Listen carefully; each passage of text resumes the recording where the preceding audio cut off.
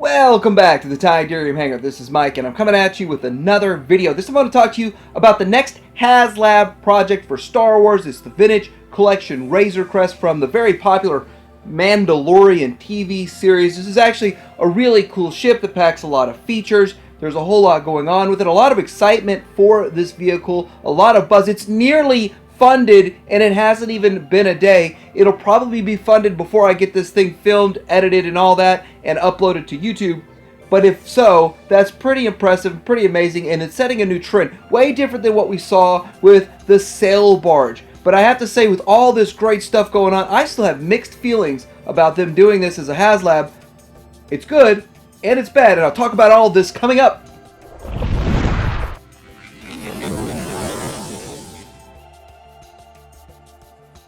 First off, let's talk about the minimum requirements, what it's going to take to get this thing funded, this project, which obviously will get funded.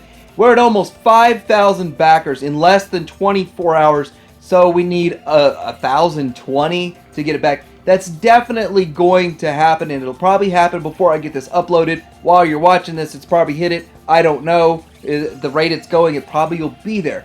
But looking at it, it needs 6,000 backers. $350 is how much it costs for one. You can order. I still think they have the 5 per order limit. Here's the thing. There's no such thing as anybody having the ability to scalp this, because you can order as many as you want. If you want to order 50 of these, place 10 orders of 5 each. So there's no scalping of this.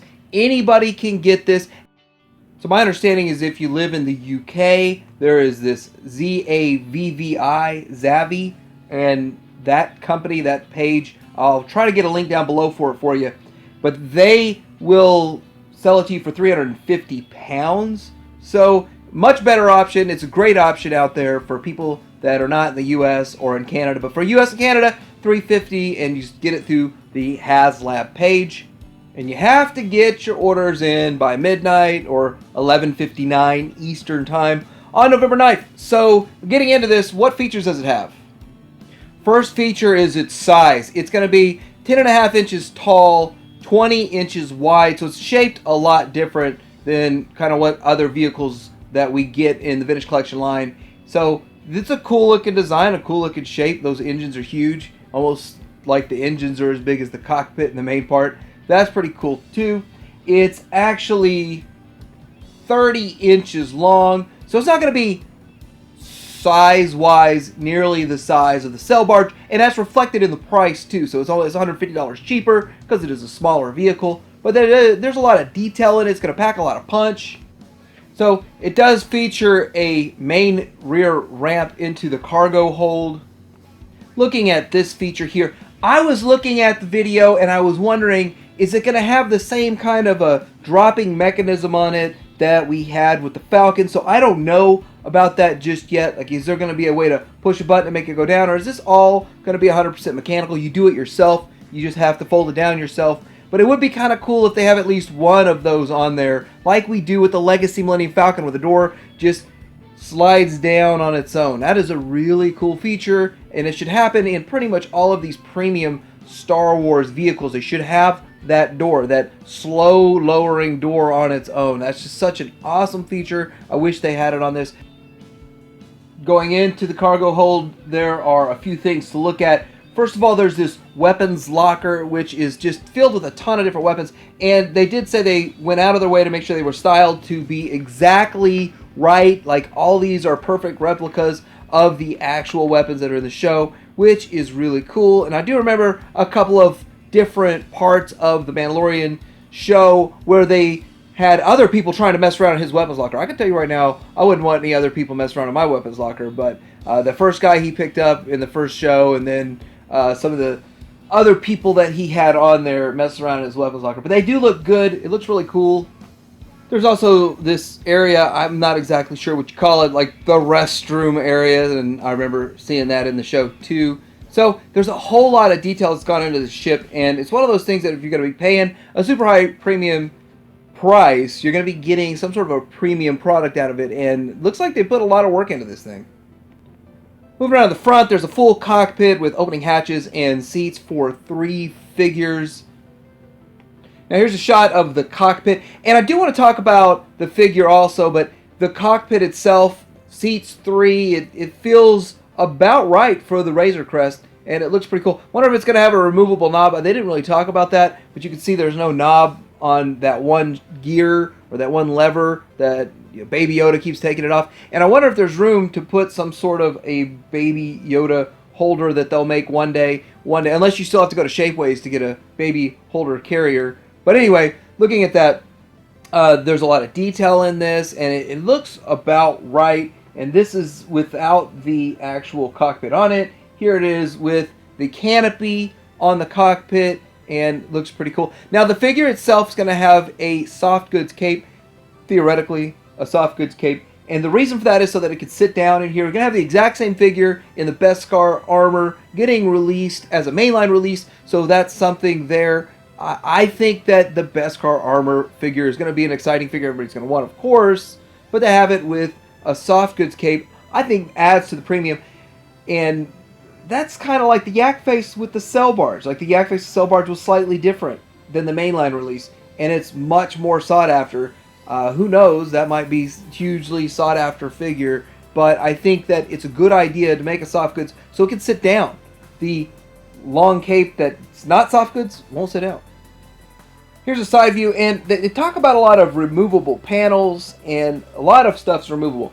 Another thing about this is the wings are removable, so that if, well, not really wings, but I guess the engines, it doesn't really have wings. The engines are removable, and you could pop them off so that you could put it on a shelf, and it's not too big for a standard shelf, which I think is a great idea. But also, the whole thing is going to be able to come apart to pack better also. So you're going to have some assembly required when you get it, obviously, just like with a Cell Barge.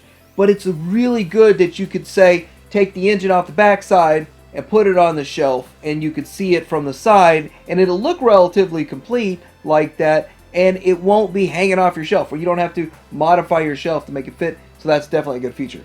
So here's the exploded diorama showing you how the wings separate, showing you how all these little parts come off, and how you can open up the top. You can take the top off to set up a diorama inside. You can take the sides off so you can see what's going on inside. So there's a whole lot of display options to it, and a whole lot that you could build or take apart or take off, or you can reenact scenes where the Jawas come along. Spoiler alert, if you didn't watch the series, like I said in a couple of videos before, it's kind of on you. Spoiler alert, if you haven't watched it yet, I'm not spoiling it for you.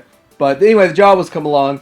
That's really kind of interesting that they made this ship, and they're building it in sort of a way that you could reenact certain scenes, such as this one. But now this gets me into, with this picture here, the paint. I start to wonder about what the paint scheme is going to look like on this, because I kind of want like a chrome finish, but that really is not what's going to happen. It's not going to do it like a vac metallized paint, so it's going to be maybe a little bit shiny, but probably nowhere near as shiny as I'd like out of the vehicle.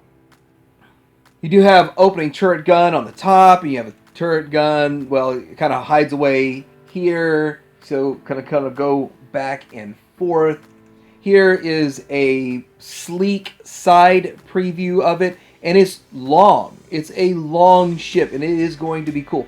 There's the side door that opens, and see, that's one of the doors that I was wondering, will this side door open, and will it have actuators on it or whatever, with some cool way of opening, or is it just simply you snap it open and slide it down? Like, it would feel so cheap if they didn't do something with at least one door. When you're spending $350 on this thing. So a tremendous amount of detail. I think there's more to this picture than I'm seeing. I did watch the entire presentation, and I tried to catch every little detail that they would explain, but I might be missing something about this picture. It just looks like a whole lot of detail for the top of it, and maybe that's really all they were trying to show off. But they did put quite a bit of work and detail into this. Here it is from the front, and yeah, definitely got the guns on there, you got the big engines, all that great stuff. Here's a broken down angular top view picture. Now this really does show all of the options you can for display. So you want to display it without the canopy on it, you want to display it without the top on it, and then you can see how open the side would be, so you could make a scene inside and what's going on, and maybe remove that one engine that's on the opposite side of the open wall, and then you could put it on a shelf, and that's how you could display it. So many different options. I think they did a good job in making this vehicle. So again, these are only prototype pictures. It's probably getting funded like as I'm talking right now, but everyone's excited for it. It's great, but there are some negatives, so let's get into that. So the first negative about this is that kids aren't going to get one. Like, the average kid is not going to go, "Hey mom, I want a Razor Crest," and she goes, "Okay, hey Johnny, here's $25. You want to go get a Razor Crest?" "Oh no, it's $350. You have to pay for it now, and I'm not going to get it till the end of next year. I might get it by Christmas of 2021. It's going to be out in November of 2021. The parents are going to look at the kid crazy. Kids are not getting this. This is not going to be for kids. This is collector-driven, collector market. I think that The Mandalorian is a very popular TV show. Everybody likes it. Kids included, especially my kids, they like The Mandalorian. They love watching Mandalorian with me, and they're not getting one of these. So they should have had a cheaper 100, 150. Even 150 is a lot of money for the toy aisle. But just like the Slave 1 that's on the toy aisles is not really on toy aisles. It's still too expensive for toy aisles. But the Slave 1's out at that price range.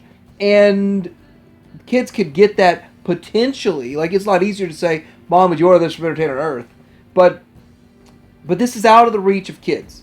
There should be a smaller, cheaper option of something so popular that the kids can get their hands on. My second issue is that I really felt like the Sandcrawler and the Tantive 4 are more iconic vehicles in Star Wars for this Haslab project. So really, I would have rather seen Razor Crest as a mainline release, and I'd have much rather seen Haslab projects be more like a massive Sandcrawler or a massive, awesome Tantive 4 Blockade Runner, which are in every single iteration of Star Wars. The Sandcrawler seems to be in everything. Everything. And then the Tantive 4 started it all and is in the prequels and the sequel trilogy and all of that. But the Razor Crest is a cool vehicle, and I know why they're doing it. Hasbro, all those executives, the suits in there, and the NBA types are just counting on what's going to sell, and riding the wave of a hype, and the hype's going on right now. Maybe 5 years from now or 3 years from now, they wouldn't be able to push this thing through. So aside from the fact that it's out of the reach of kids, so kids can't get the most popular vehicle that's going right now, the hottest thing going, and aside from that fact, and the fact that I'm a little disappointed I didn't get either a Sandcrawler or the Blockade Runner, it's a cool option. I'm in on one. I'm not sure if I'm in on two, but it's going to get back no matter what, and I can't wait for the 8,000 unlock. So when it hits 8,000, they're going to have some sort of extra throw-in that we're going to unlock, and there'll probably be multiple tiers. Once we hit 8,000, they'll tell us there'll be something else at 10,000 or 9,000 or 11,000, who knows. But my guess is this is going to sell 13,500. There's my guess. There's my pick. I'm making an estimate based on what I've seen in the past. Let me know what you think about this. Are you in on it? Like, subscribe. Titanium Hanger out.